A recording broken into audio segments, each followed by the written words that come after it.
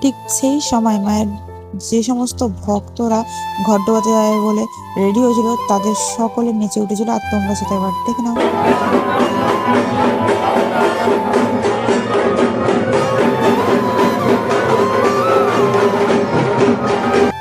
ঘর ডোবাতে যাওয়ার পরে আমি জায়গাটা একটু ফাঁকা পাওয়ায় মায়ের ছোট্ট করে একটা ভিডিও করে নিলাম, যাতে তোমাদের আরো কাছ থেকে মাকে দেখাতে পারি। তো এখানে ভিডিওটা করে নেওয়ার পরে আমি গিয়েছিলাম যেখানে ঘর ডোবাতে গেছিল, ঠিক সেখানটাতেই আমি দাঁড়িয়ে দেখছিলাম। আর এই যে সবাই এইভাবে তখন এই জায়গাটাতেও নাচানাচি করছিল। দেন ঘর ডোবানো কমপ্লিট হতে না হতেই মায়ের মূল মন্দিরের পাশেই শুরু হয়েছিল আবারও নাচানাচি, আর তারই সাথে হচ্ছিল দণ্ডি কাটা।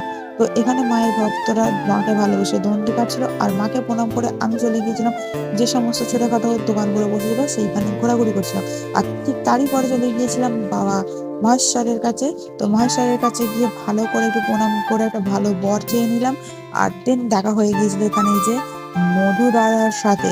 তো এখানে দেখলাম মধু দাদা তার দিদিদের সাথে দাঁড়িয়ে দাঁড়িয়ে গল্প করছিল, আর আমি দেখতে পেতে চলে গেলাম মধুদাদার কাছে। আর মধুদাদার মুখে হাসিটা দেখো বস, একদম সেই লেভেলের হাসি। তো তারপরে আমরা চলে গিয়েছিলাম ওখান থেকে আইসক্রিম খেতে, নিয়ে নিয়েছিলাম যে চকোবার। সেটা খেতে খেতে এবার আমরা যাব বাড়ি।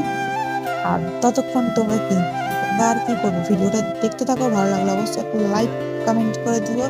তো আমি আইসক্রিম খেতে থাকি আর তোমরা ভিডিওটা দেখতে থাকো। Tata, bye bye.